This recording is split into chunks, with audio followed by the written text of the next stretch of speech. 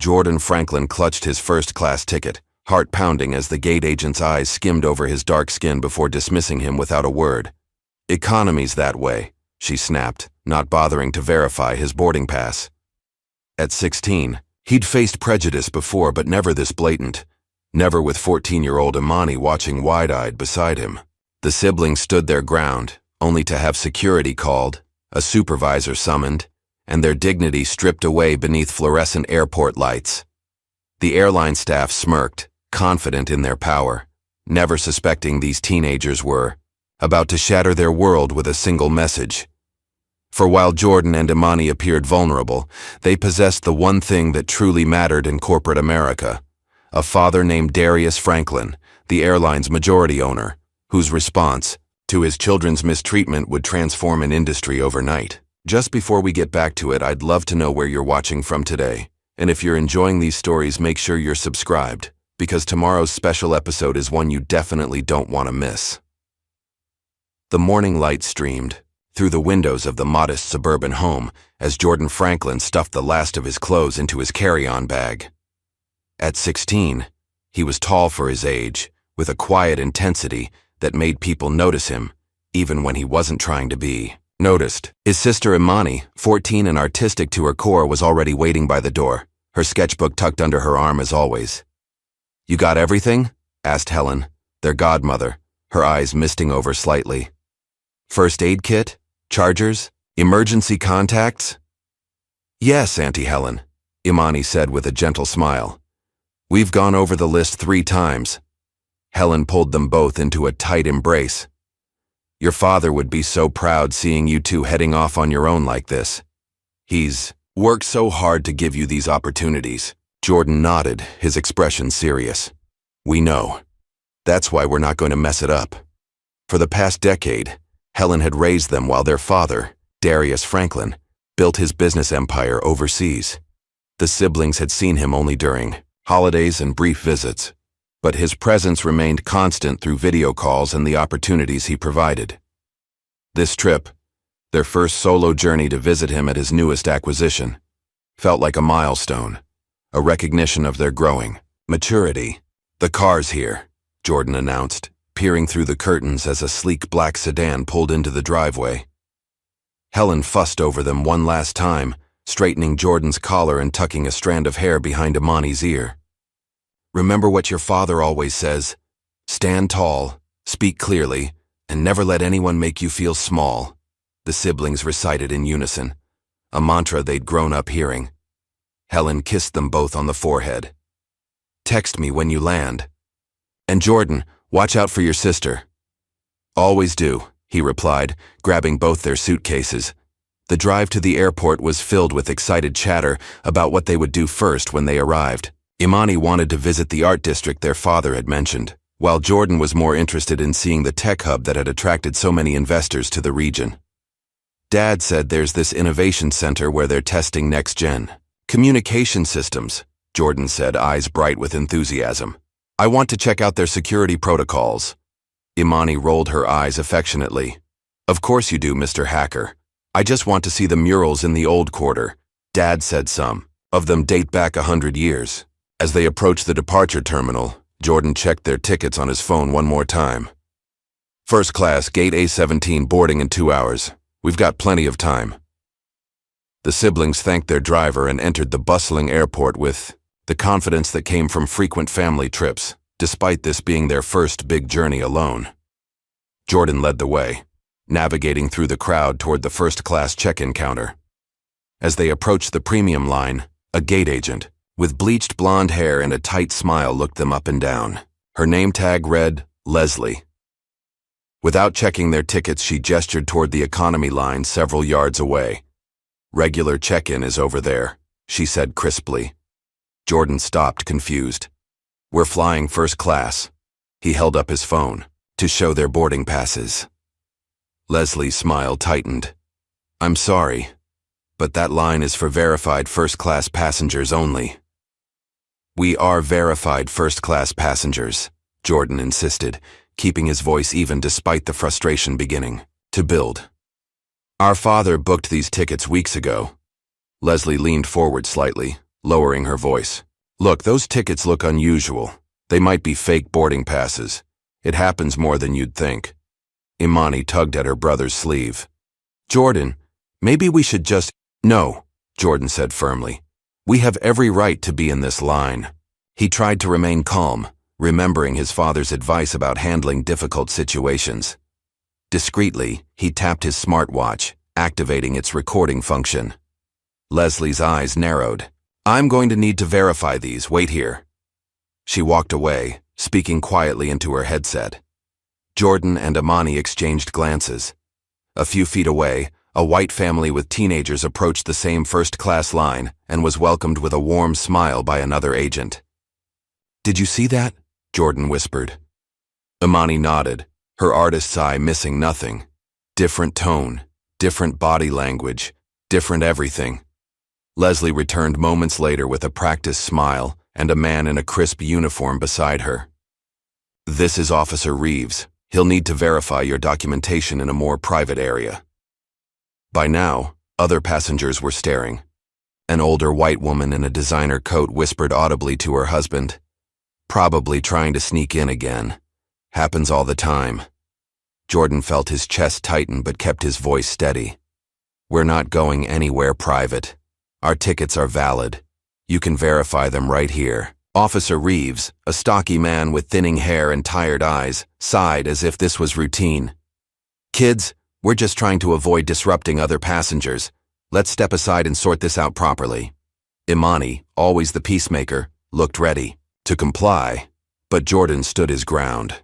We're not kids. We're paying customers with valid tickets. The tension was interrupted by the arrival of another man, older, with a receding hairline and a supervisor's badge that read, Travis. His face was flushed with barely contained irritation. What seems to be the problem here? He asked, though his tone suggested he'd already decided who was causing the trouble. Leslie quickly explained. These two insist they have first-class tickets, but the passes look suspicious. They're refusing verification. Travis didn't even look at the siblings as he spoke. Look, you're causing a scene here. Either step aside with Officer Reeves or wait outside until we can properly verify your booking. Jordan held up his phone again. Our booking confirmation is right here. Our father purchased these tickets directly from your airline's executive portal. Executive portal? Travis scoffed. Right, and I'm the CEO. Our ID matches the names. On the tickets, Imani added quietly, pulling out her driver's license. Travis finally glanced at them, his gaze dismissive.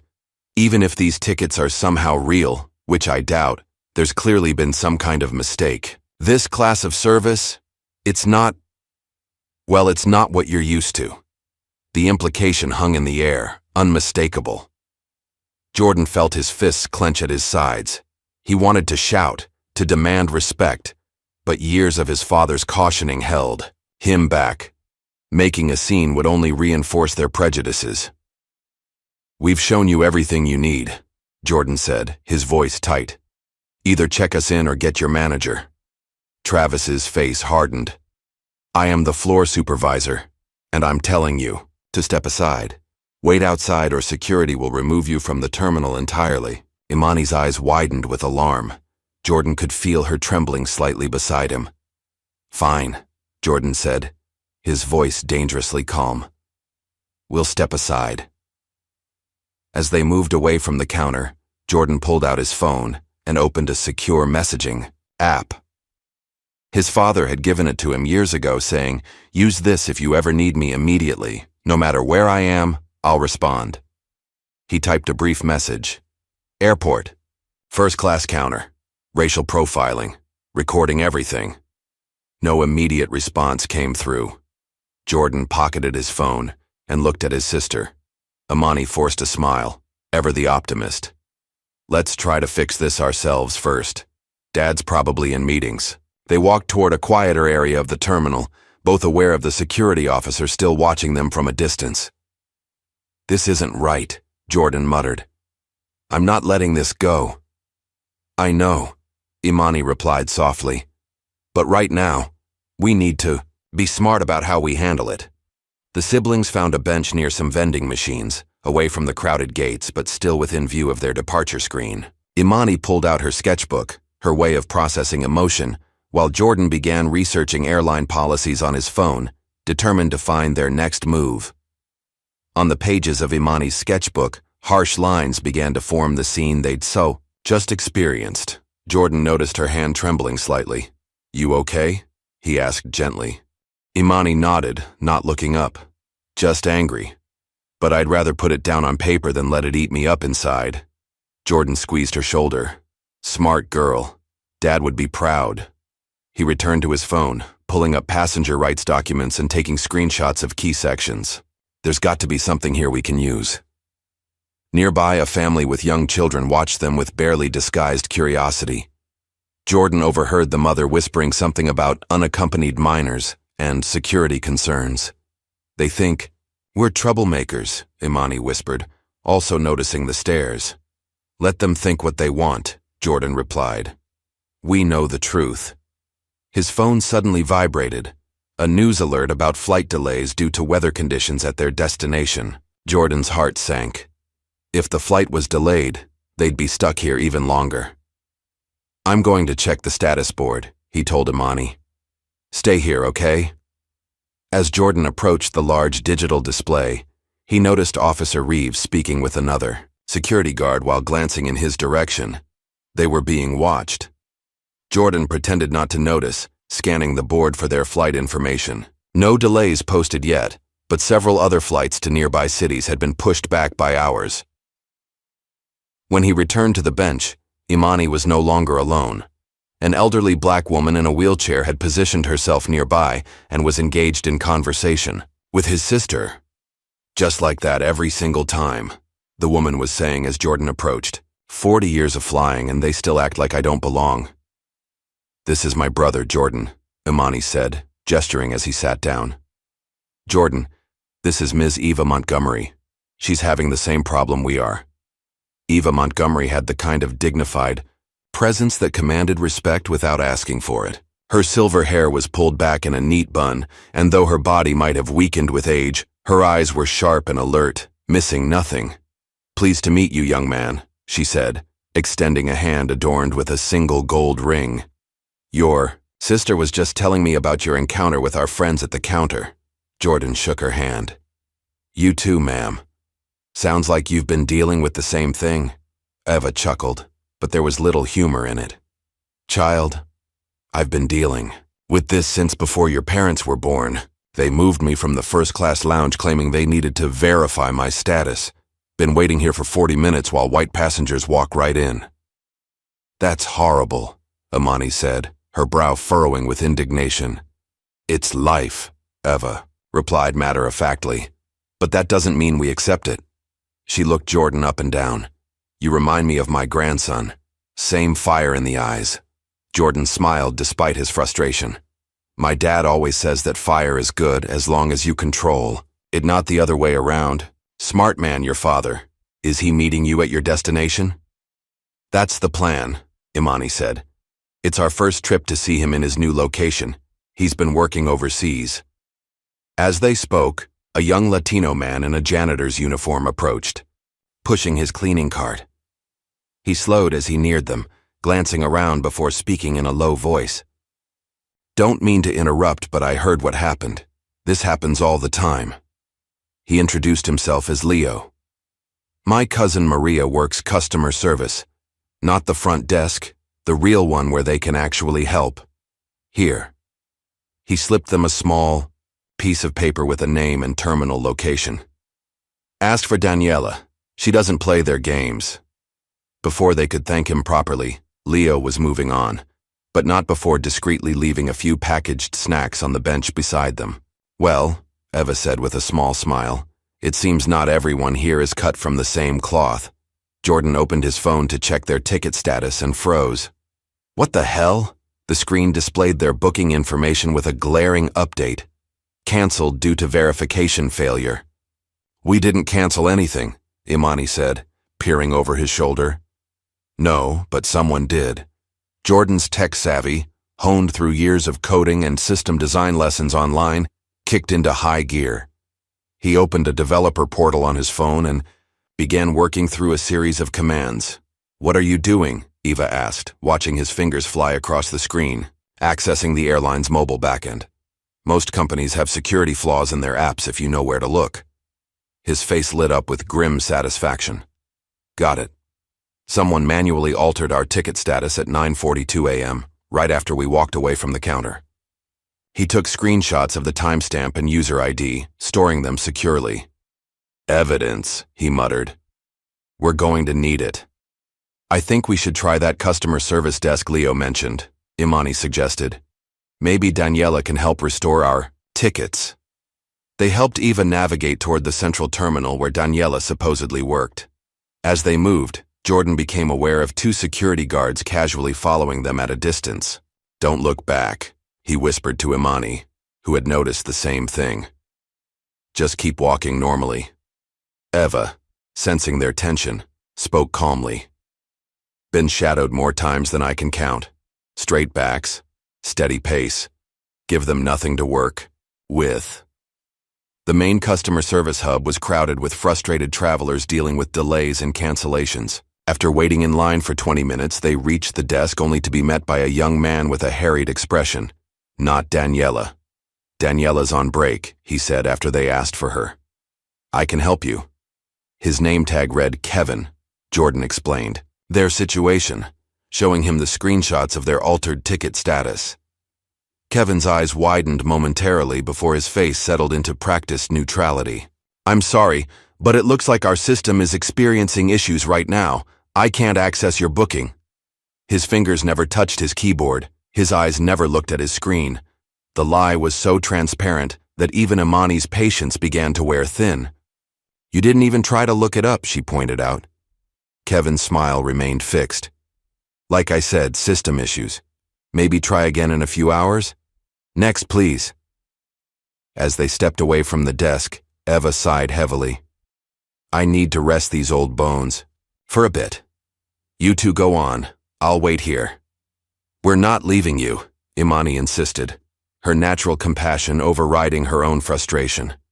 They found a row of seats where Eva could rest while they regrouped. Jordan continued working on his phone, trying different approaches to recover their ticket information. Imani decided to go get some water for Eva, who was looking increasingly tired. "I'll be right back," she promised, heading toward a nearby cafe. As she approached the cafe, Imani overheard familiar voices around the corner.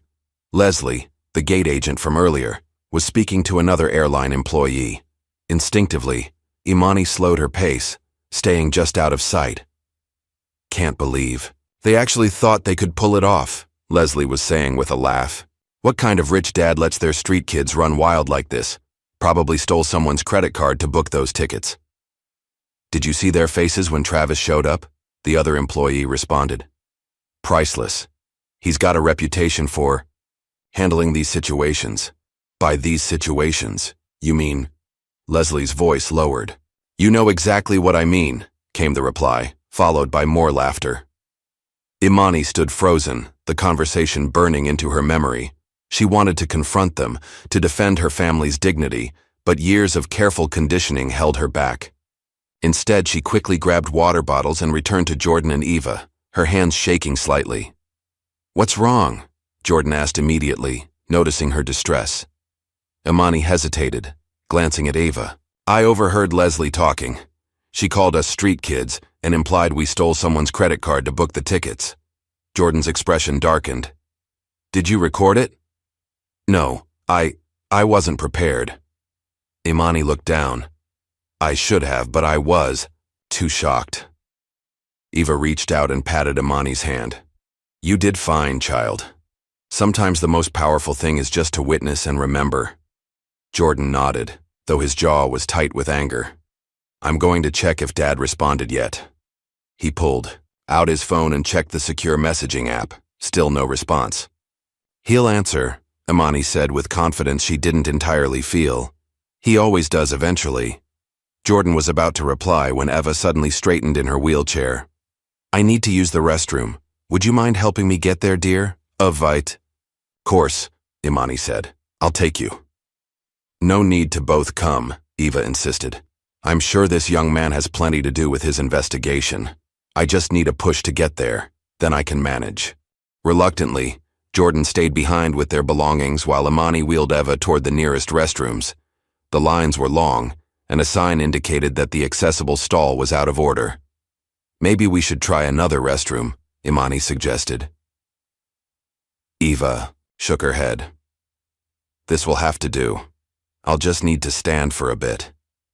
They waited their turn, but when they reached the front of the line, a TSA agent approached them.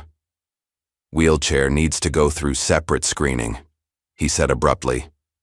I'm just taking her to the restroom, Imani explained. Policy, the agent insisted. She needs to stand and walk through the scanner.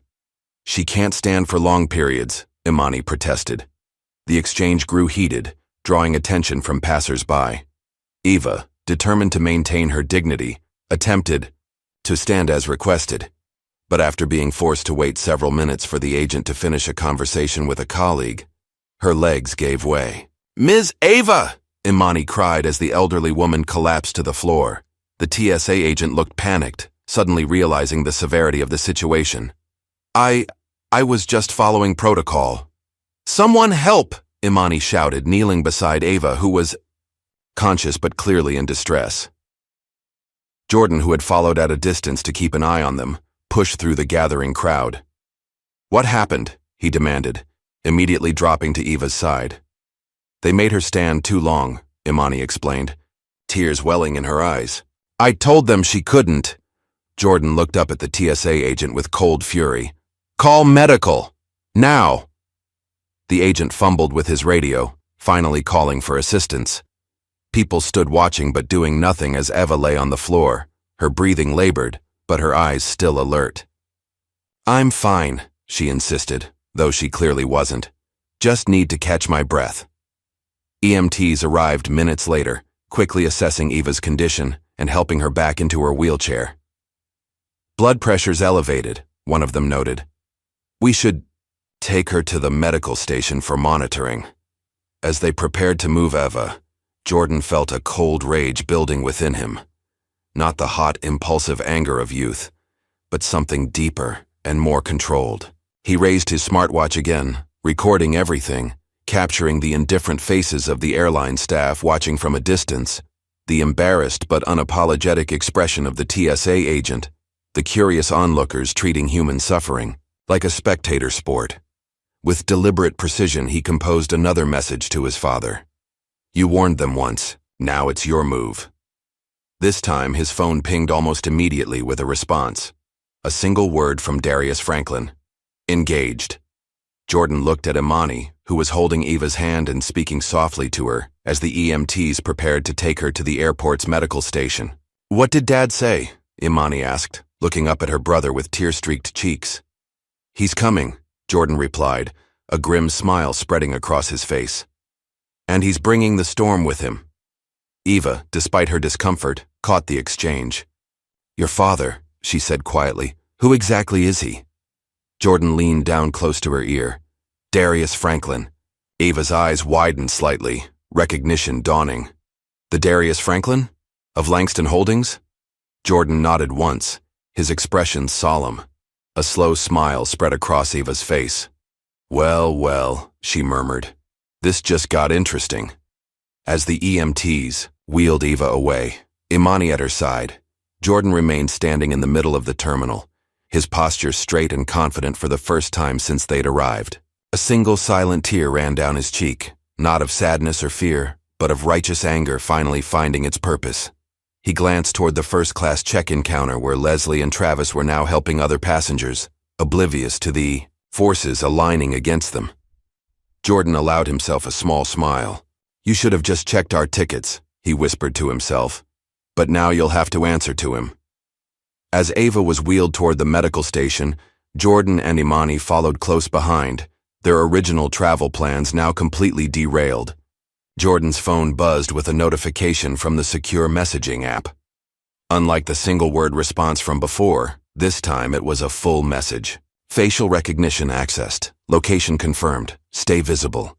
Do not engage further with staff. Protect Eva. I have eyes on you now. Jordan showed the message to Imani, whose eyes widened. "Dad has access to the airport cameras?" she whispered. "Dad has access to everything," Jordan replied with newfound confidence. "Remember when he told us about the backdoor protocols he built into his acquisitions?" Imani nodded slowly. "I thought that was just him bragging." "Apparently not." Jordan pocketed his phone, a small smile playing at the corners of his mouth. Now we wait. Miles away in a sleek, windowless command center, Darius Franklin sat surrounded by monitors. At 45, he had the lean, poised look of a man who had fought his way to success through sheer force of will. His dark eyes, so like Jordan's, scanned the displays with laser focus as his fingers flew across multiple keyboards. "Begin compliance audit sequence," he commanded into a headset. "Authorization code, Layla Phoenix 7729. A female voice responded from the speakers. "Compliance audit initiated. Target systems, Northern Skies Airlines. Access level, executive override." Darius leaned back slightly as data began flooding his screens. Passenger manifests, employee records, security feeds from multiple airports nationwide. On one monitor, he could see his children sitting beside Eva's hospital bed, Jordan's arm protectively around Imani's shoulders. "Initiate Phase 1, Darius said, his voice deadly calm. "Protocol 17. Back at the airport, Jordan's phone pinged with an automated alert. He opened it to find a notification from the Airline's app. "Flight NS1.29 delayed. New estimated departure. Pending system verification." "Look," he showed Imani. "It's starting." "What's starting?" Imani asked, confusion clouding her features. Before Jordan could answer, more alerts began popping up on his phone, flight delays spreading across the terminal like ripples in a pond. On the main departure board, status indicators flickered, from green to yellow to red. Announcements began playing over the PA system about temporary system issues and verification protocols. "Dad's inside their system," Jordan whispered. "He's locking them out." Eva, who had been listening from her hospital bed, chuckled softly despite her discomfort. "Your father isn't messing around, is he?" Across the airport, confusion was spreading. Passengers were lining up at information desks, demanding explanations for the sudden delays. Gate agents were frantically calling supervisors, who were calling managers, who were finding their access credentials suddenly invalid. At Northern Skies corporate headquarters, the situation was rapidly evolving from confusion to panic. In the main conference room, executives huddled around displays showing cascading system failures across their network. "What do you mean you can't override it?" demanded Victor Reynolds, the airline's chief operations officer.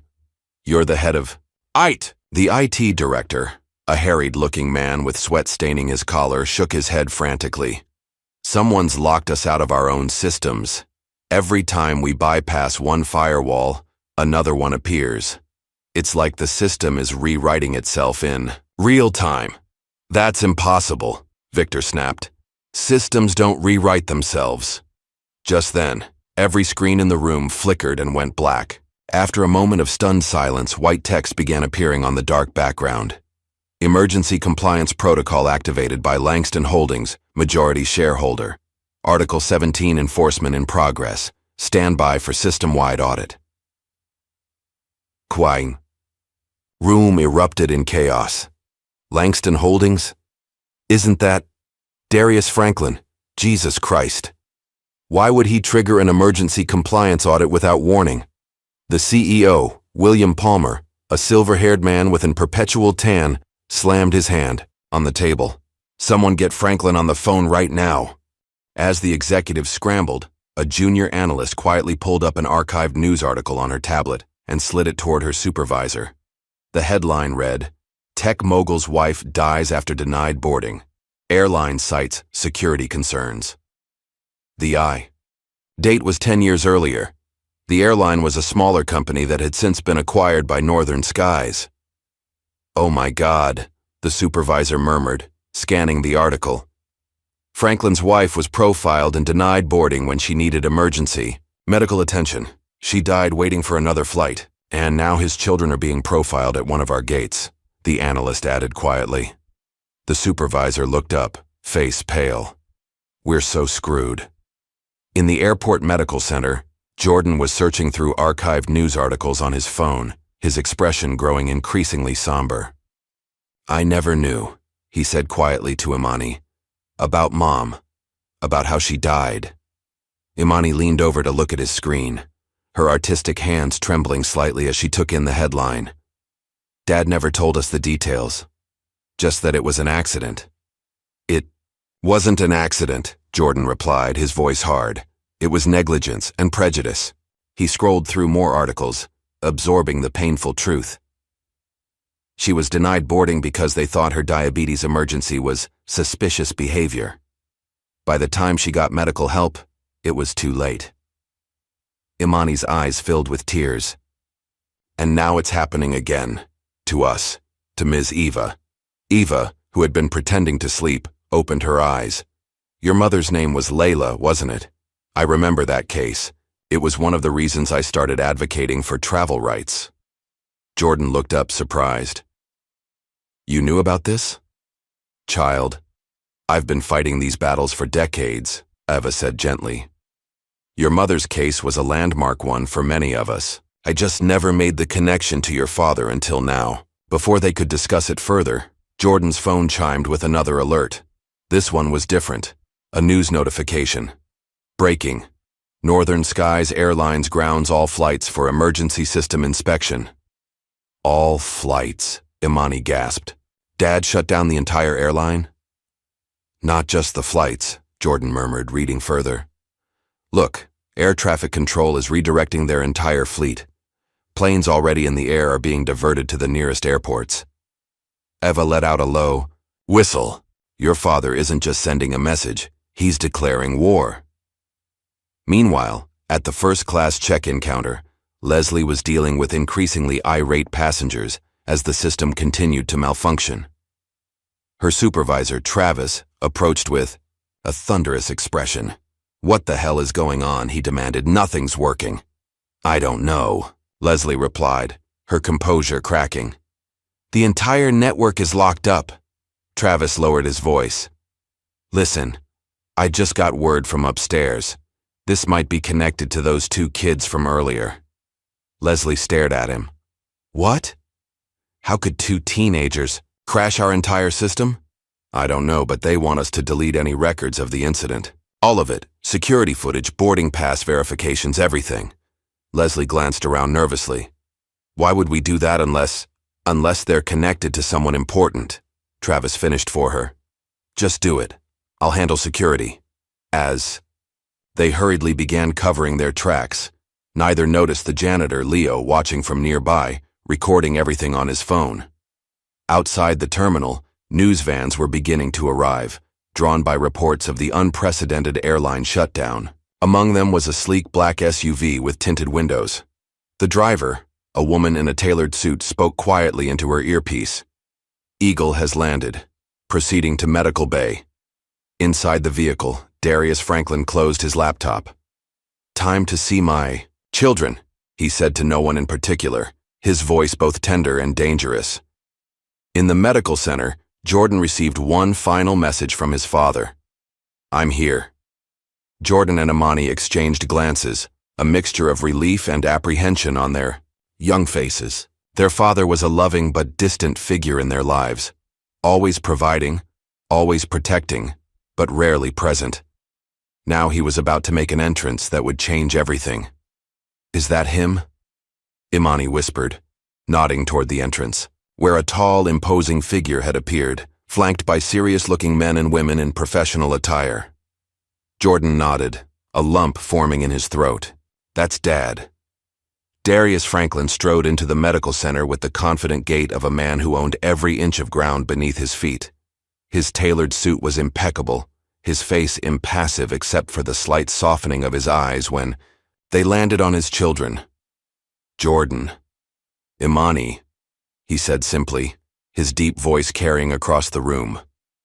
The siblings rose to meet him, suddenly unsure whether to embrace him or stand at attention. Darius solved the dilemma by opening his arms, and they rushed into his embrace. I'm sorry it took me so long, he murmured into their hair. But I'm here now, After a moment, he released them and turned his attention to Ava, who was watching the family reunion with interest. "Ms. Montgomery," he said with a respectful nod. "I understand my children have been keeping you company. I hope you're receiving proper care now." Eva studied him curiously. "Mr. Franklin, I see where your son gets his intensity. Yes, your children have been exemplary. Far better than the staff of your airline." "Not for much longer," Darius replied grimly. "Rest assured, this ends today." He turned to one of his associates, a stern-looking woman with a tablet. "Begin phase 2, he instructed. "I want every employee involved in today's incident assembled at Gate A17 in 15 minutes. Every single one."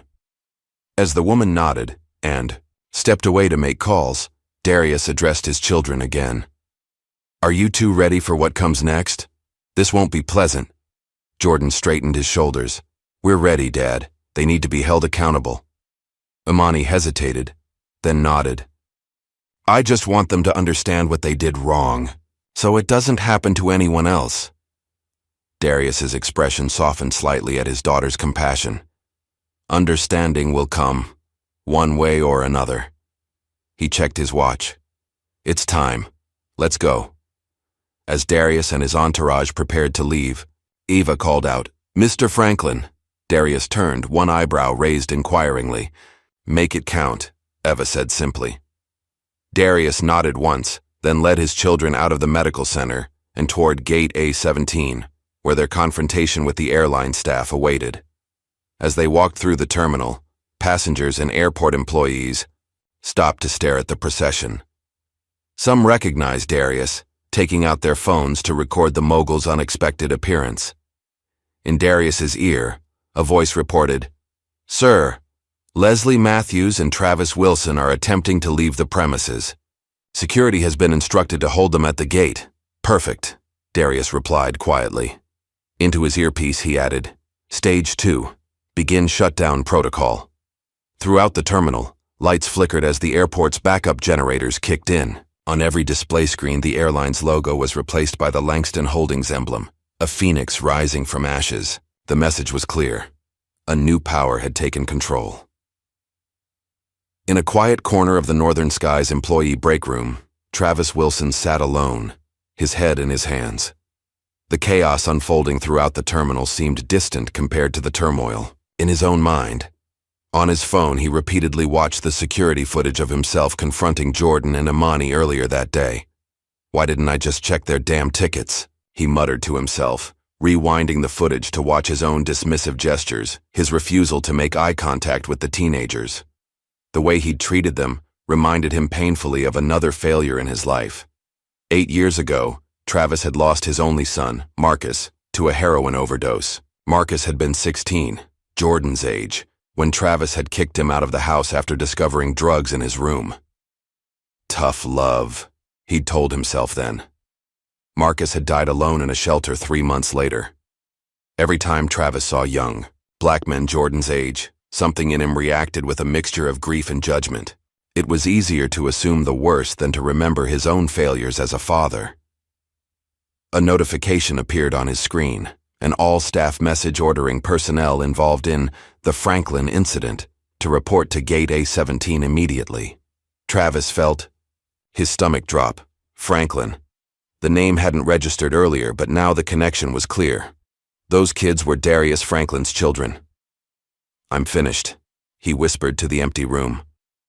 In another part of the terminal, Leo Rodriguez wheeled his janitorial cart toward an employees-only door. At 26, Leo had the easygoing demeanor of someone who could blend into any background, becoming effectively invisible to those who didn't bother to look closely. This quality had served him well over the 3 years he'd worked at the Furing airport since dropping out of his logistics management program at State University. Leo swiped his badge and entered the staff corridor, quickly navigating to a small server room. Once inside, he locked the door behind him and pulled a laptop from beneath the supplies in his cart. Within minutes, he had connected to the airline's internal network, a trick he'd learned during his college days. "Access granted," he murmured with satisfaction as employee files appeared on his screen. He quickly began downloading personnel records, customer complaint histories, and internal memos about passenger profiling protocols. The documents painted a disturbing picture of systemic bias within the airline's operations. As the files transferred, Leo sent a text message to a contact listed simply as N. Got everything. Meeting at Gate A17 is happening now. You might want to get over here. The recipient of that message, Naomi Jackson, was already on her way. At 34, Naomi had established herself as one of the most respected investigative journalists in the city. She was also Eva Montgomery's daughter, though few people made that connection professionally.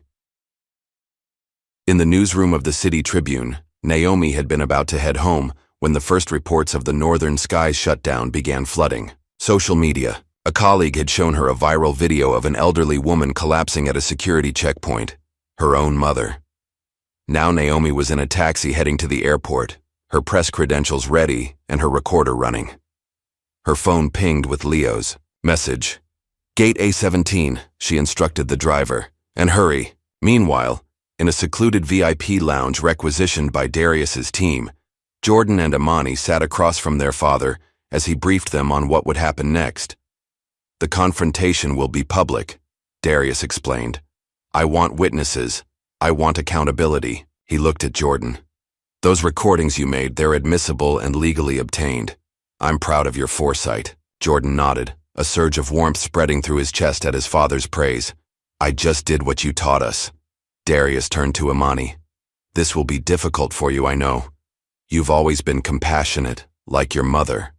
His voice caught slightly on the last word. But sometimes justice requires discomfort. Imani nodded, though uncertainty lingered in her eyes. I understand. But Dad, what happens to the people who did this? To Leslie and Travis? That depends on them, Darius replied carefully. On whether they can acknowledge their actions and commit to change. A knock at the door interrupted them. One of Darius's aides entered, tablet in hand. Sir, we've received an interesting development.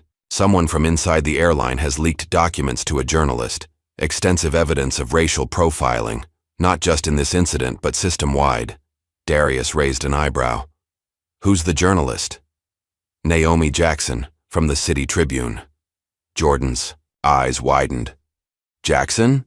As in Eva's daughter, Darius finished, a small smile playing at his lips. This day gets more interesting by the minute. He stood, straightening his tie. It's time. Gate A17, once designated for their departure, had been transformed into an impromptu tribunal. Airline staff, including Leslie and Travis, stood nervously near the counter while Darius's security team maintained a perimeter. Passengers gathered at a respectful distance, sensing that something unprecedented was unfolding. Some had their phones out, recording. As Darius approached with his children, the crowd parted like water. In the sudden quiet, his footsteps echoed against the polished floor. He stopped directly in front of the gate, surveying the assembled staff with an unnervingly calm expression. I'd like to speak with the gate manager, he announced, his voice carrying without effort. Travis stepped forward, his earlier arrogance replaced by thinly veiled fear. I'm the floor supervisor, he said, not quite meeting Darius's eyes. Travis Wilson, Darius stated, rather than asked. You work for me. Travis blinked in confusion. Sir? You work for me, Darius repeated. As of 3 months ago, when Langston Holdings acquired a controlling interest in Northern Skies Airlines, I am your majority shareholder, your chairman, and effectively, your boss. He gestured toward Jordan and Imani. And these are my children, whom you humiliated, discriminated against, and attempted to remove from my airline earlier today. A collective gasp went through the crowd. Leslie, standing slightly behind Travis, visibly paled. At that moment, a woman with a press badge pushed through the crowd, followed by a cameraman. Naomi Jackson, City Tribune, she announced, holding up a recorder. Mr. Franklin, would you care to comment on the unprecedented grounding of Northern Skies' entire fleet? Darius smiled thinly. Perfect timing, Ms. Jackson. I was just about to address that. He turned to face both the assembled staff and the growing audience of travelers. Today, My children experienced something that no passenger should ever face. Discrimination, based on the color of their skin. Leslie stepped forward, her professional mask firmly in place. Sir, there's been a misunderstanding. We were simply following security protocols. Save it, Jordan interrupted, surprising everyone, including himself, with the authority in his voice. I recorded everything. He raised his smartwatch. Including when you redirected us from the first-class line without checking our tickets, when you accused us of having fake boarding passes, and when you called security to have us removed. As Jordan spoke, Leo emerged from the crowd, positioning himself near Naomi. Something in his posture caught Imani's attention, a quiet confidence that hadn't been there earlier when he was pushing his janitorial cart. Darius continued, While my son was recording your visible misconduct, my systems were recording something else. The deliberate cancellation of their valid tickets after they walked away, the security flags added to their profiles without cause, and the internal communications, suggesting this was standard procedure rather than an isolated incident. Travis attempted to defend himself. Mr. Franklin, with all due respect, your children were being aggressive. Were they? Darius raised an eyebrow. He gestured to a nearby screen, which suddenly displayed crystal-clear footage from Jordan's smartwatch. The video showed the entire interaction, including Travis's dismissive behavior and thinly veiled threats. As the footage played, Jordan stepped forward. I also captured audio you didn't know I was recording. He tapped his watch again, and Travis's voice filled the gate. Area that they don't belong here. Make sure they're escorted out before they cause more trouble. The crowd murmured in shock and disgust. Travis's face contorted with a mixture of shame and defiance. This isn't just about my children, Darius continued. This is about a pattern of behavior that has gone unchecked for too long. He nodded to another aide, who distributed tablets to the senior staff members present. On these devices, you'll find documentation of over 300 similar incidents in the past year alone, all conveniently categorized as security concerns rather than what they really are, racial profiling. As the executive scrolled through the damning evidence, phones began ringing throughout the group. One of them, a woman in a tailored suit who had flown in from headquarters, whispered urgently to her colleague, 3 board members just resigned, effective immediately. The stock is in free fall. Naomi, who had been recording everything, stepped closer to Imani. Would you be willing to share your experience on camera? She asked quietly. People need to hear this from you directly. Imani hesitated, looking to her father and brother for guidance. Jordan nodded encouragingly, but Darius remained neutral, allowing her to make her own choice. Before Imani could decide, a message arrived on Naomi's phone. She glanced at it, then looked up with renewed purpose. My mother, Eva Montgomery, was also profiled by your staff today, she announced to the assembled airline representatives. She collapsed after being forced to stand unnecessarily by your security personnel, despite her obvious physical limitations. This revelation caused another ripple of shock through the crowd. Naomi continued, her voice steady but charged with emotion. She just sent me a statement from her hospital bed, documenting years of similar treatment from this airline and others. As these developments unfolded, Leslie attempted to slip away, edging toward the exit. Jordan noticed and alerted his father with a subtle nod. Darius's voice cut through the commotion like a blade. Leslie Matthews. She froze, then slowly turned back to face him. Your employment with Northern Skies Airlines is terminated, effective immediately, Darius stated, his tone leaving no room for appeal. You've failed this company and its values. You're done. A spontaneous cheer erupted from the crowd of onlookers, many of whom had experienced or witnessed similar discrimination during their own travels. Leslie's face flushed with humiliation as security personnel approached to escort her from the premises. As she was led away, Jordan caught her eye for a brief moment. There was no satisfaction in his expression, only a solemn acknowledgement of consequence. With the attention of the entire terminal now focused on Gate A17, Darius delivered his final bombshell. As of this moment, I am shutting down Northern Skies Airlines operations for 48 hours, he announced. During this time, we will conduct a full audit of the airline's hiring practices, customer service protocols, and management structure. Those found to have engaged in discriminatory behavior will be removed. Those who stood by and allowed it to happen will be retrained or reassigned. The terminal erupted in a mixture of applause and concerned murmurs from affected travelers. Passengers will be rebooked on partner airlines at our expense, Darius continued, anticipating their concerns. Hotel accommodations will be provided for those with significant delays. This is not about punishing our customers.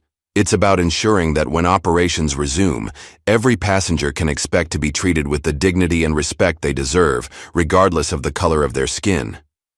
As his father addressed the crowd, Jordan noticed something unexpected. Travis standing alone now with tears streaming down his face. The man's tough exterior had cracked, revealing something broken underneath. For a moment, Jordan felt an unexpected pang of empathy. Imani, ever observant, followed her brother's gaze and whispered, "People are complicated, even the ones who hurt us."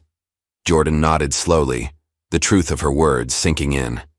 Maybe that's the hardest part of all this, knowing that they're just people, making terrible choices. As Darius concluded his address and began fielding questions from the press, Jordan and Imani found themselves at the center of a story that was already spreading across social media and news outlets nationwide. Their private humiliation had become a public reckoning, their personal pain transformed into a catalyst for change. And somewhere in the crowd, Leo smiled quietly to himself, knowing that the evidence he had been collecting for years had finally found its way to people who could use it to make a difference. The crowd at Gate A17 had grown from dozens to hundreds. Travelers with delayed flights, curious airport staff, and an increasing number of media personnel formed a semicircle around the impromptu confrontation. Darius Franklin stood at the center of it all, an imposing figure whose presence commanded the terminal.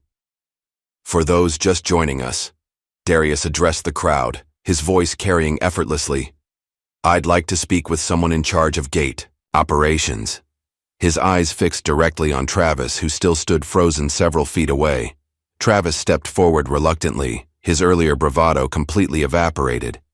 "As I said, I'm the floor supervisor for this terminal, sir." Darius approached him slowly, stopping just close enough to make Travis uncomfortable. "Then you're the person who instructed your staff to racially profile my children?" A murmur ran through the crowd. Several phones rose higher to capture the exchange. Travis's mouth opened and closed before he found his voice. "Sir, we were following protocol for suspicious..." "Suspicious?" Darius cut him off. What exactly was suspicious? About two teenagers with valid first-class tickets? Before Travis could respond, Darius turned toward the crowd. "Would anyone like to guess what made my children appear suspicious?" Silence fell across the terminal. "I'll tell you what made them suspicious," Darius continued, his voice dangerously quiet. "The same thing that has made me suspicious in stores, in restaurants, and yes, in airports, despite the fact that I own this airline." He paused. "The color of their skin." Jordan and Imani stood slightly behind their father, watching the confrontation unfold. Jordan maintained his composure, but Imani fidgeted nervously, uncomfortable with the growing spectacle. "You work for me," Darius reminded Travis. "Every employee in this airline works for me, and yet my children were treated like criminals in my own establishment." Naomi Jackson, positioning herself at an optimal angle, continued recording as her cameraman captured the confrontation. She had been tipped off by Leo, and her journalistic instincts told her this story was bigger than one incident.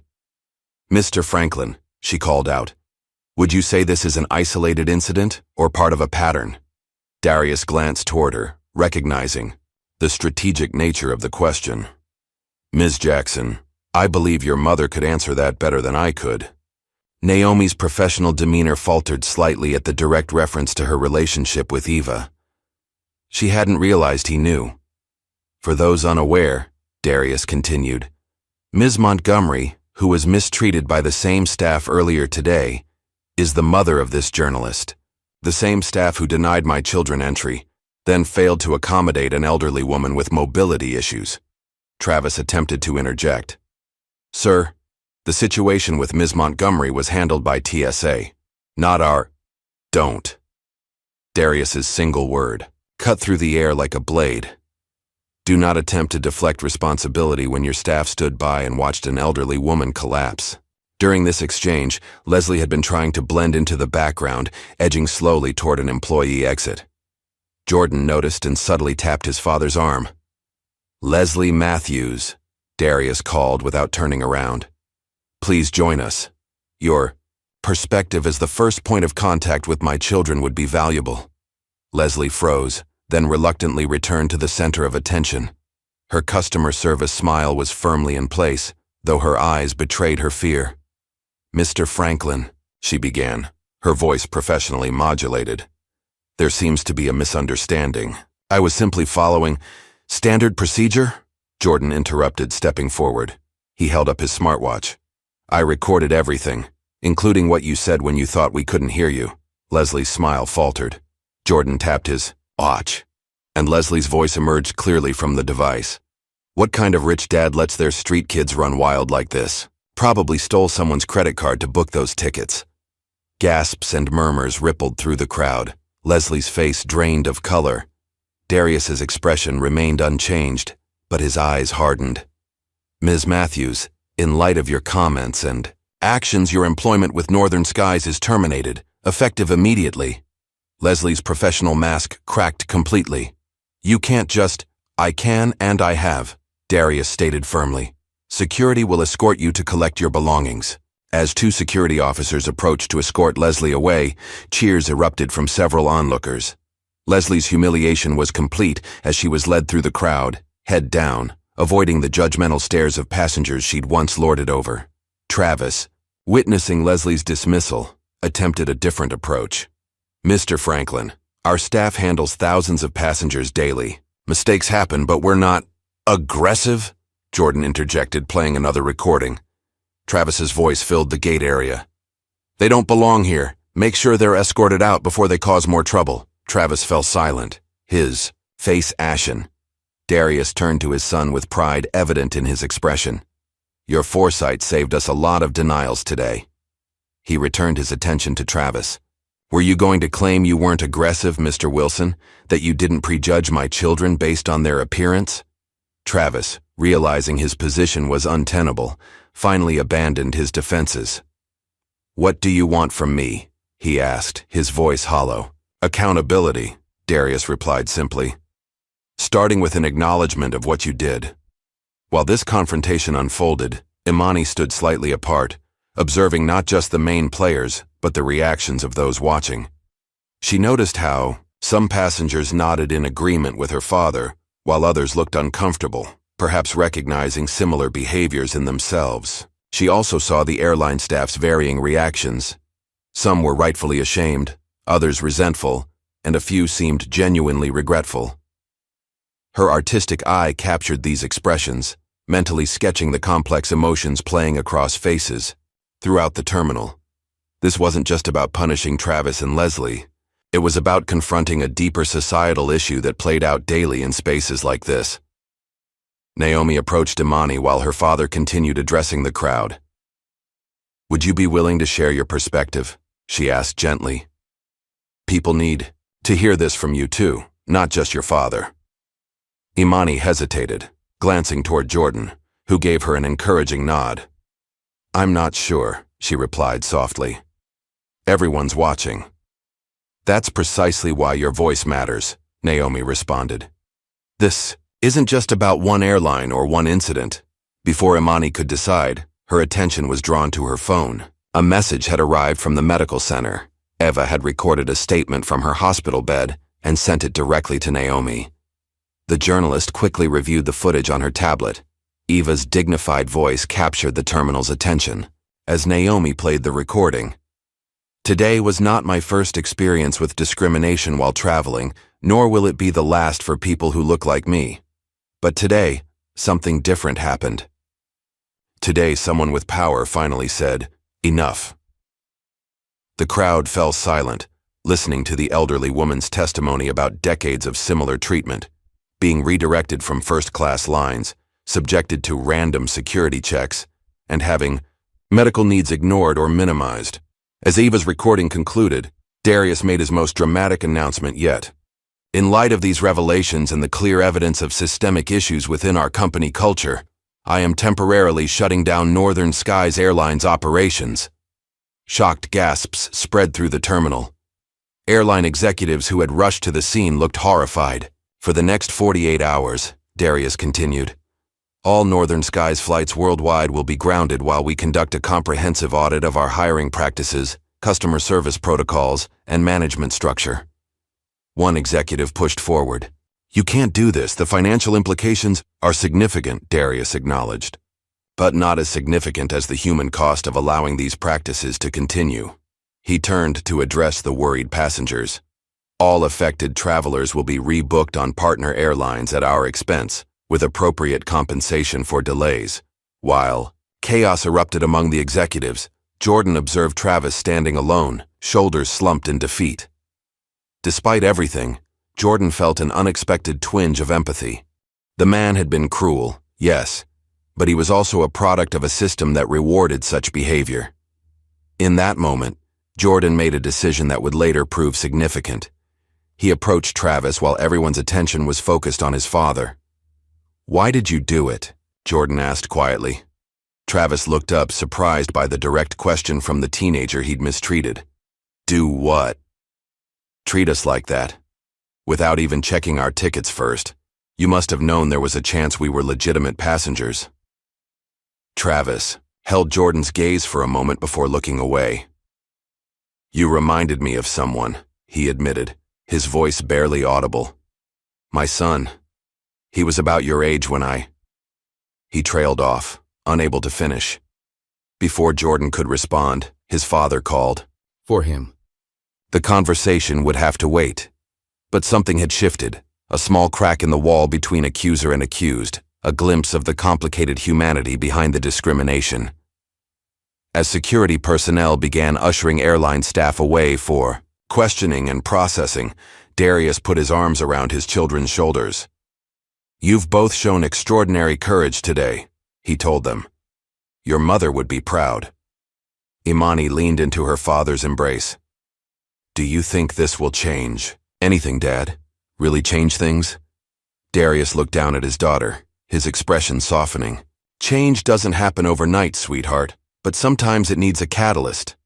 He glanced around at the media recording every moment. Today, we provided that catalyst.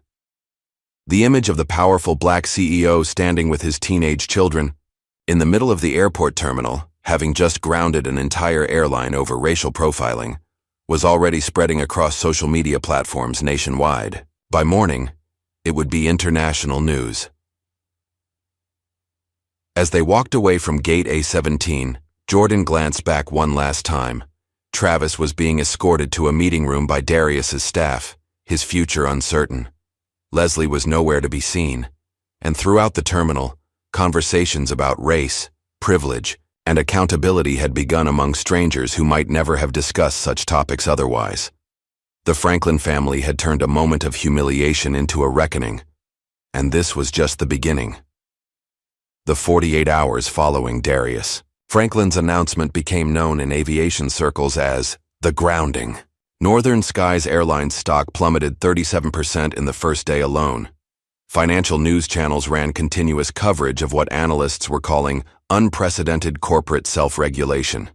In the glass-walled boardroom of Northern Skies headquarters, chaos reigned. Emergency meetings stretched through the night as executives strategized damage control. The CEO, William Palmer, had aged years in a single day, his usual tan fading to a sickly pallor.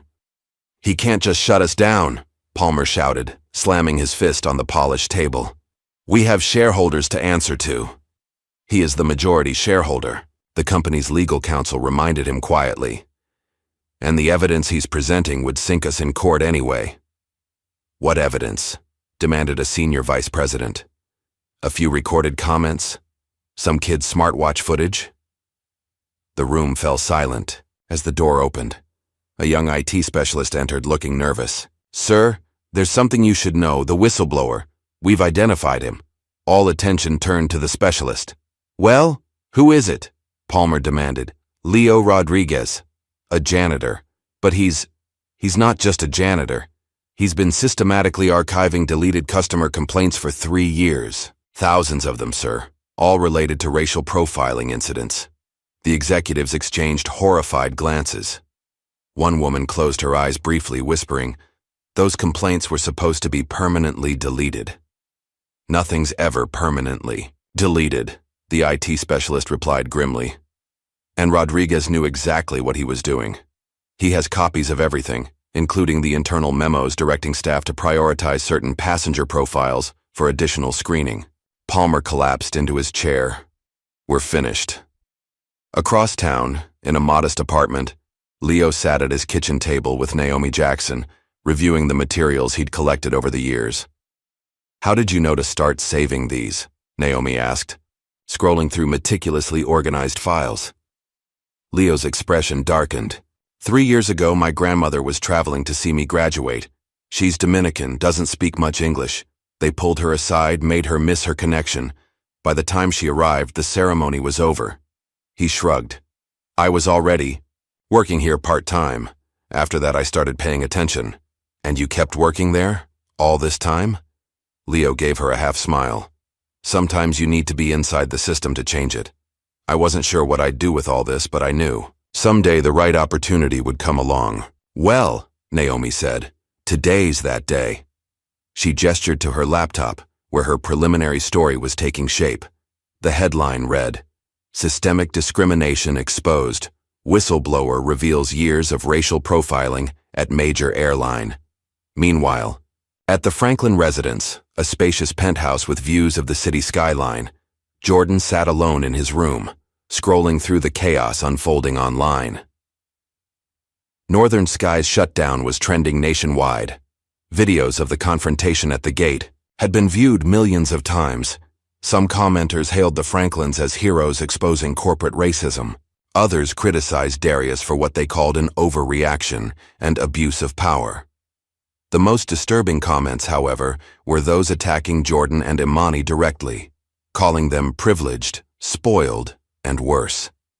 Anonymous accounts were posting doctored videos, manipulating the footage to make it appear that the siblings had been aggressive or disrespectful. One particularly vicious post showed a crudely edited clip of Jordan shoving an airline employee, something that had never happened.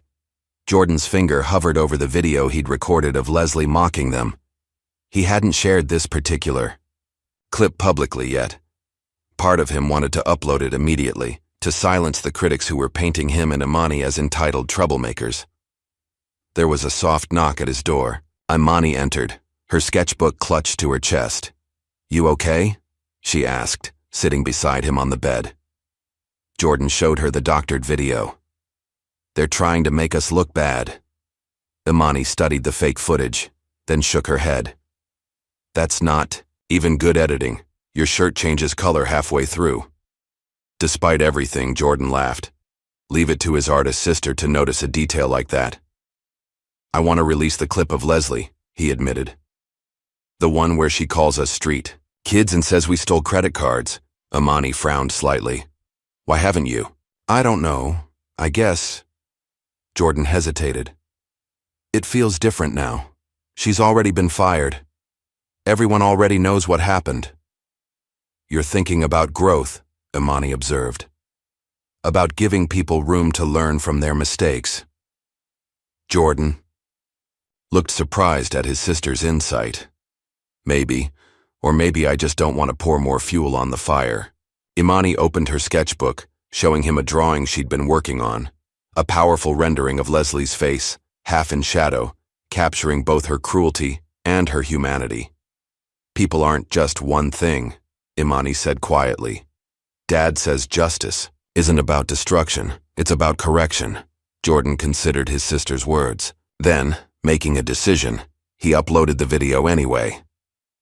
"Some corrections need to be public," he said firmly, "for the others who might think twice next time." Imani looked disappointed, but didn't argue. Within minutes, the clip had been shared, thousands of times. Elsewhere in the city, in a luxury hotel suite serving as Darius's temporary command center, a different drama was unfolding. Reports of a potential board coup had reached him. Several executives were trying to rally votes to remove him as chairman, arguing that the shutdown constituted a breach of fiduciary duty. Darius received the news with calm detachment. "They're 3 votes short," he told his chief of staff. "And they always will be." "How can you be so sure, sir?" Darius smiled thinly. "Because the moment I learned what happened to my children, I transferred 15% of my shares to a trust controlled by loyalists. The board can't touch me now." His phone buzzed with a notification. Jordan had uploaded the video of Leslie's comments. Darius watched it once, his expression unreadable, then set the phone aside. "Sir?" his assistant prompted. "Should we include this in our press materials?" "No," Darius replied after a moment. "My son made his choice. We'll let it stand on its own." In a small supply closet at the airport terminal, Travis Wilson sat alone, his uniform jacket discarded on the floor beside him. Tears streamed down his face as he stared at an old photo on his phone, a teenage boy with his same eyes smiling at the camera. "I'm sorry, Marcus," he whispered to the image of his deceased son. "I've been so angry for so long." The door opened, suddenly, flooding the dark space with light. Naomi Jackson stood in the doorway, recorder in hand. "Mr. Wilson?" she said, surprised to find the supervisor in such a state. Travis quickly wiped his eyes, embarrassed to be caught crying. "What? Do you want more footage for your exposé?" Naomi studied him for a moment, then made a decision. She turned off her recorder and sat down on an overturned bucket across from him. "Tell me about it," she said simply. "Off the record. Just human to human." Travis looked up, confused by the unexpected compassion. "Why would you listen to anything I have to say, after what I did?" "Because understanding why matters almost as much as acknowledging what," Naomi replied. "And because my mother taught me that everyone deserves a chance to be heard." Something broke in Travis then. The defensive wall he'd maintained crumbled. Completely. "I had a son," he began, his voice cracking. He would have been just about that boy's age now. As Travis spoke, Naomi listened without judgment. The story that emerged was one of loss, regret, and misdirected pain. A father who had failed his son, then projected that failure onto every young black man who reminded him of what he'd lost. Meanwhile, at the hospital, Darius had gone to visit Eva. He entered her room carrying a small arrangement of yellow roses. "Mr. Franklin," Eva greeted him, sitting up straighter in her bed. "I didn't expect a personal visit." "Please, call me Darius," he replied, placing the flowers on her bedside table. "I wanted to apologize personally for what happened today." Eva waved her hand dismissively. "You're not responsible for every employee's actions." "As majority owner?" "I am," Darius said firmly. "But more importantly, I should have recognized how deep these issues went in my own company." Eva studied him thoughtfully. "You know, when my daughter started reporting on corporate accountability, I told her to look for the ones who take responsibility, even when they could easily deflect it. Those are the ones who might actually change things." Darius smiled slightly. "Your daughter is an impressive journalist. She reminds me of my Imani, sees right through to the heart of things." Their conversation was interrupted when Imani herself arrived, carrying her sketchbook. She hesitated in the doorway when she saw her father. "Come in, sweetheart," Darius called. "I was just telling Ms. Montgomery how much you remind me of her daughter." Imani approached shyly and handed Eva a sheet from her sketchbook, a beautiful drawing of Eva surrounded by young travelers of all backgrounds, her expression wise and dignified. "This is how I see you," Imani explained softly. "Teaching the next generation." Eva took the drawing with trembling hands, tears welling in her eyes. "Child, you have a gift, not just for art but for seeing people as they could be, not just as they are." As Imani accepted the praise with a modest smile, Darius watched his daughter with newfound appreciation. In the midst of corporate collapse and public scandal, the quiet wisdom of a 14-year-old artist reminded everyone what truly mattered: seeing the humanity in each other, even when it was difficult. That evening, alone in his hotel room, Darius stood before the mirror, confronting his own reflection. The man who stared back at him was powerful, wealthy, and influential, everything he had fought to become since losing Layla. But had he become the very thing he'd sworn to fight, cold, ruthless, and detached? The question haunted him as he picked up a small photo he always carried, Layla holding newborn twins, her smile radiant despite her exhaustion. "Am I doing this right?" he whispered to her image. "Is justice what we're achieving here, or just revenge?" The photo, of course, offered no answers, but somewhere in the quiet room, Darius felt something shift within him, a determination that whatever came next would need to build something new, not just tear down the old. 3 weeks after the grounding, Northern Skies Airlines was no more. The familiar blue and silver livery had been replaced with a striking new design, deep purple with a golden phoenix rising across the tail. The name Layla Air now adorned every aircraft, ticket counter, and terminal gate formerly owned by Northern Skies. Darius Franklin stood at the newly renovated terminal, surveying the transformation. The reopening ceremony was scheduled to begin in an hour, and already the press was assembling. Jordan and Imani flanked their father, both dressed in formal attire that managed to look both professional and appropriate for their ages. "Nervous?" Darius asked his children. Jordan shook his head, but Imani nodded slightly. "A little," she admitted. "Everyone will be watching." "Let them watch," Darius replied, squeezing her shoulder.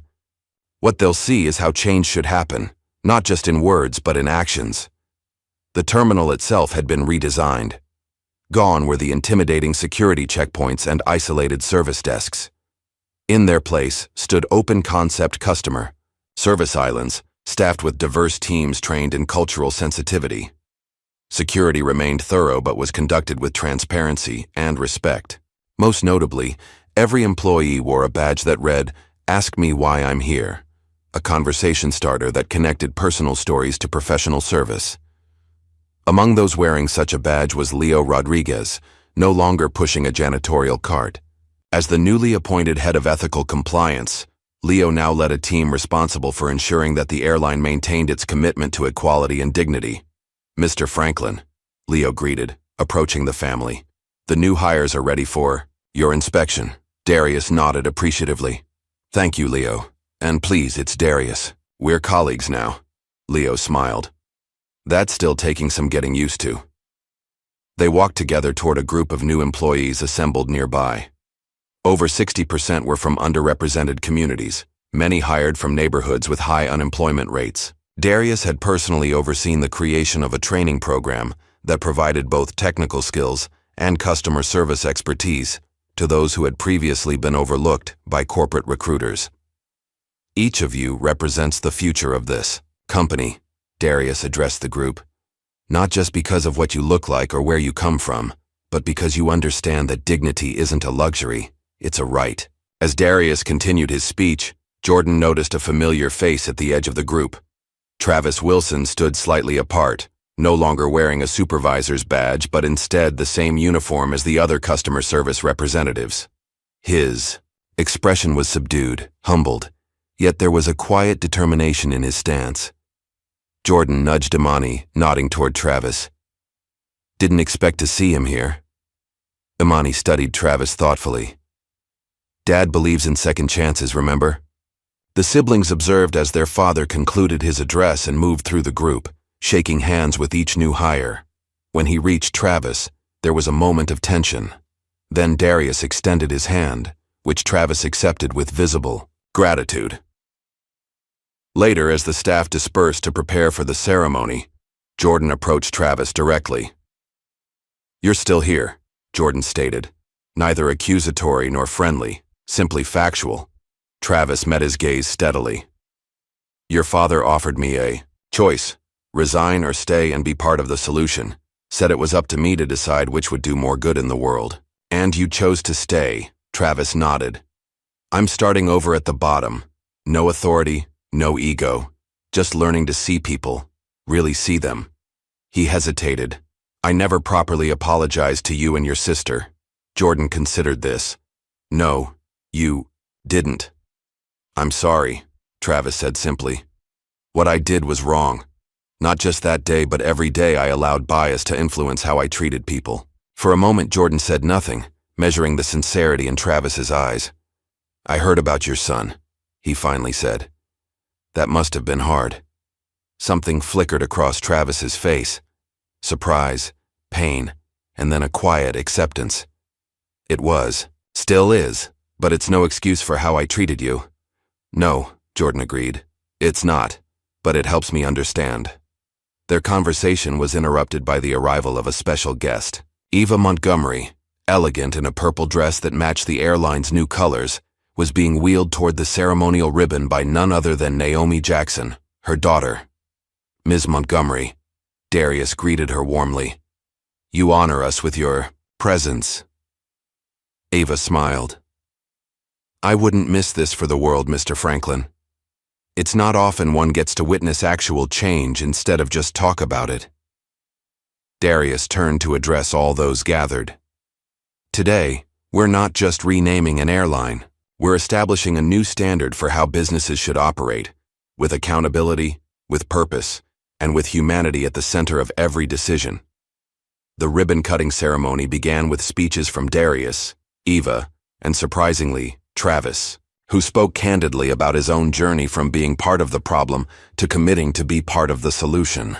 His testimony was powerful precisely because it was uncomfortable, an admission of bias that many could recognize in themselves. As cameras flashed and reporters called out questions, Imani tugged at her father's sleeve. Dad, can I say something, too? Darius looked surprised but nodded. Of course, sweetheart. Imani stepped forward to the microphone, momentarily intimidated by the sea of faces. Then she took a deep breath and began speaking from the heart. 3 weeks ago, my brother and I were treated like we didn't belong, she said, her voice growing stronger with each word. But that moment wasn't just about us. It was about every person who's ever been made to feel small because of how they look or where they come from. The crowd fell silent, captivated by the 14-year-old's poise and wisdom. I'm an artist, Imani continued, and artists learn to really see people, not just their outsides, but who they are inside. That's what was missing that day. No one saw us as people first. She glanced at Travis. But people can learn to see differently. They can change. And institutions can change too if there's enough courage to admit when they're wrong.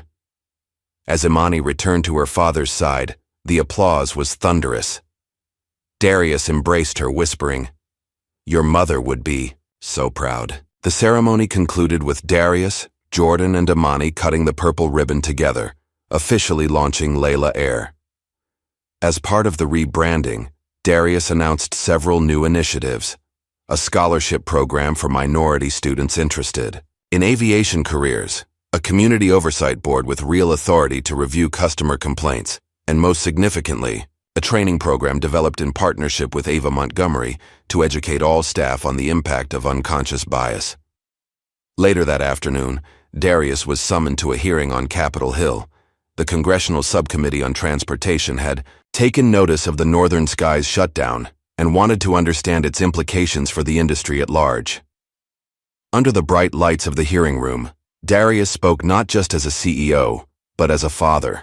What happened to my children happens every day to people who don't have the power to shut down an airline in response, he testified. The difference isn't in the problem, it's in who has the authority to demand a solution. His testimony shifted, the conversation from one about an individual company's practices to a broader examination of systemic issues across the transportation sector.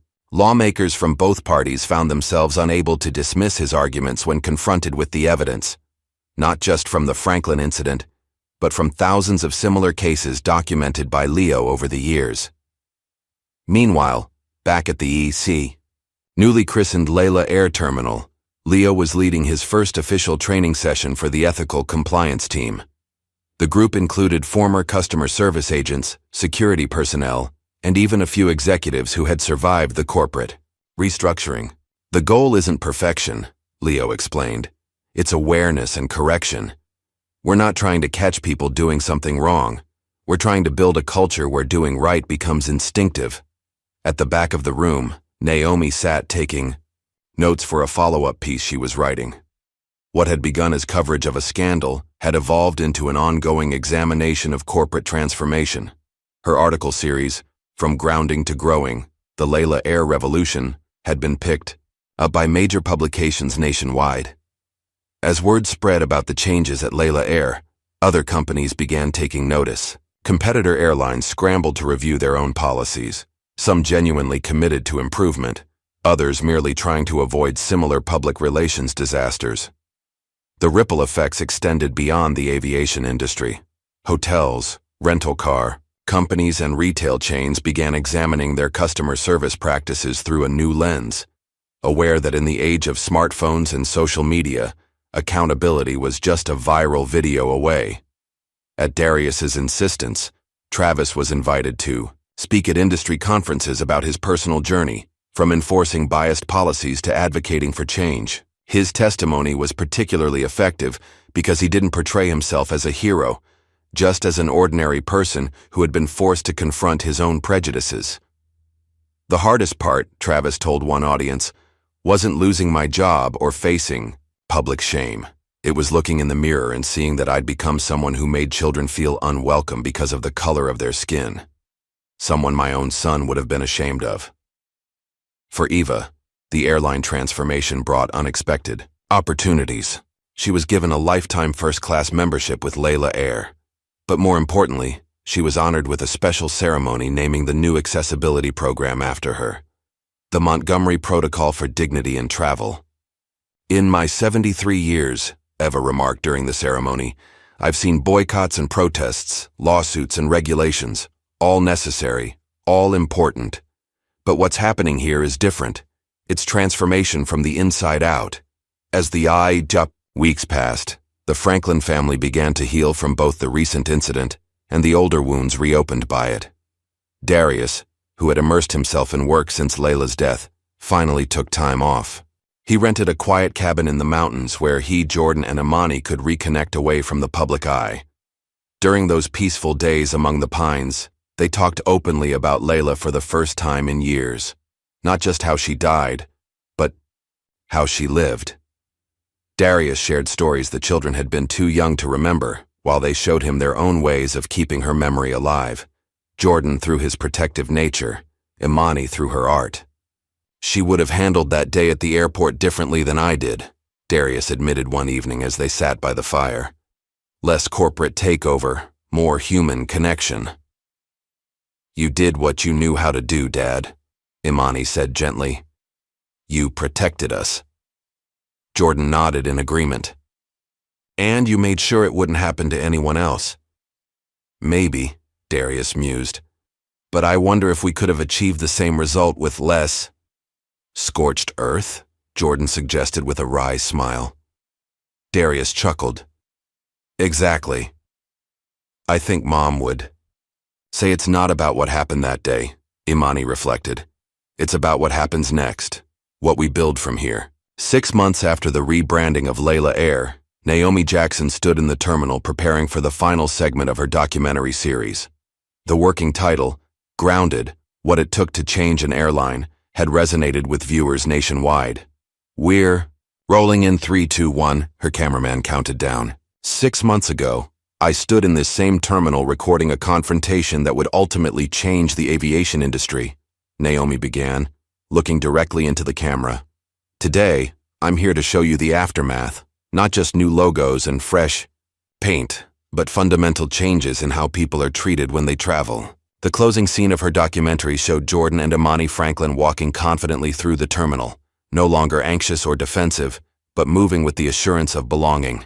The impact of the Northern Skies incident had rippled far, beyond American borders.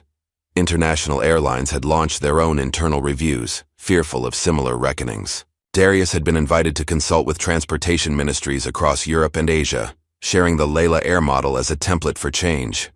The irony, Darius told a conference in Geneva, is that treating people with dignity isn't just morally right, it's good business. Our customer satisfaction scores are at record highs, employee turnover has plummeted, and our stock has not only recovered, but reached new peaks. Back in their hometown, Imani had found her own voice through art. Her first gallery showing, a series called Gatekeepers, featured symbolic depictions of airports, security checkpoints, and waiting areas, places where power dynamics often played out in subtle but significant ways. "I'm not trying to shame anyone," she explained to visitors at the opening. "I'm trying to make visible what's usually invisible, the tiny moments, when we decide who belongs and who doesn't." The exhibition attracted attention from art critics, but more importantly, it sparked conversations among ordinary visitors about their own experiences with inclusion and exclusion. One installation, a recreation of the first-class check-in counter with distorted proportions and perspectives, was particularly powerful in helping people understand how intimidating such spaces could feel to those made unwelcome. Jordan, meanwhile, had channeled his technical skills into creating something constructive. Inspired by his experience at the airport, he had developed a travel app designed to protect vulnerable passengers. The platform, called SafePass, allowed users to record interactions, access rights information specific to their location, and connect with advocacy resources if needed. "Technology shouldn't just make travel more convenient," Jordan explained at the app's launch. "It should make it more equitable." His startup had attracted major investors who recognized both the social value and market potential of addressing an underserved need. What had begun as a response to personal injustice was evolving into a tool that could help thousands navigate challenging situations with greater confidence.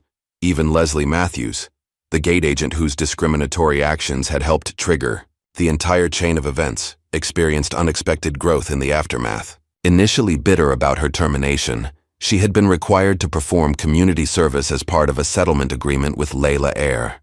Her assignment, assisting elderly and disabled passengers at a local bus terminal, had been deliberately chosen to place her in service to those she had previously dismissed. At first, she'd approached the work with resentment, but a chance encounter changed her perspective. An elderly black woman, struggling with her bags, had reminded Leslie powerfully of Eva Montgomery. Something shifted in Leslie that day. Not a dramatic redemption, but a small crack in the wall of defensiveness she'd built. It wasn't a Hollywood ending, but it was a realistic beginning to a different way of seeing the world. 7 months after the incident, Eva Montgomery passed away peacefully in her sleep. Her funeral drew thousands, not just family and friends, but people whose lives she had touched through her decades of advocacy.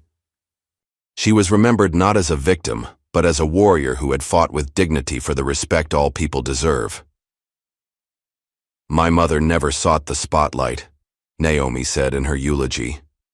"But when it found her, she used it to illuminate the path for others." In honor of Eva's legacy, Imani wrote an open letter to the airline staff who had mistreated them that fateful day.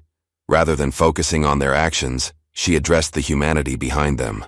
"I don't know what experiences shaped you," she wrote. "I don't know what fears or pressures influenced your choices, but I do know that we all have the capacity to see each other more clearly, to recognize the dignity in every person we encounter. That recognition isn't the end of the journey, it's just the beginning." The letter went viral, praised for its maturity and compassion coming from someone so young. Educational consultants reached out to Imani, asking permission to use her words in training materials for schools and businesses, addressing unconscious bias. Darius, watching his daughter's growing influence, felt a complex mixture of pride and humility. His own approach, leveraging power and financial pressure, had created the conditions for change, but it was Imani's compassion and Jordan's innovation that were building something sustainable. In recognition of this truth, Darius published a memoir titled Runways and Roadblocks, chronicling his journey from grief to accountability. The book was unflinching in its examination of his own failures and blind spots, alongside his successes in creating institutional change. "Power can dismantle barriers overnight," he wrote in the final chapter, "but only understanding can prevent new ones from being built." A year after Eva's passing, Layla Air established the annual Eva Justice Award, given to frontline workers who exemplified dignity, inclusion, and courage in their daily interactions. The first recipient was, surprisingly, a former Northern Skies employee who had risked her job to help stranded passengers during the shutdown. At the award ceremony, Darius, Jordan, and Imani presented the honor together. No longer just a grieving family seeking justice, but partners in creating a more equitable world. And in the renovated terminal that now bore Layla Franklin's name, a subtle but meaningful change had taken place. The traditional first-class economy division had been reimagined. While premium services remained available, the physical architecture of the space no longer reinforced hierarchies of worth. Every passenger, regardless of ticket type, was processed with the same baseline of respect. On the wall overlooking the check-in area hung a mural commissioned by Darius. The painting depicted Layla, Jordan, and Imani, not as idealized figures, but as real people with warm, knowing smiles. And beneath them, a new generation of travelers. Black, white, disabled, young, old, rich, poor, moved through the space with the quiet confidence that comes from knowing you belong. The plaque beside the mural carried a simple message: everyone's journey matters. 5 years later, that message had spread far beyond a single airline or terminal. What had begun as a painful confrontation had catalyzed conversations and changes across industries and borders. The term Franklin Standard had entered the business lexicon, referring to corporate policies that addressed bias not just in theory but in practice.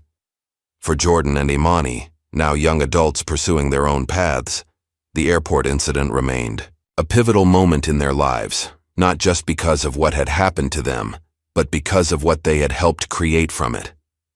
They had learned that justice wasn't just about righting wrongs, but about building systems where wrongs became less likely in the first place. And for travelers everywhere, something fundamental had shifted.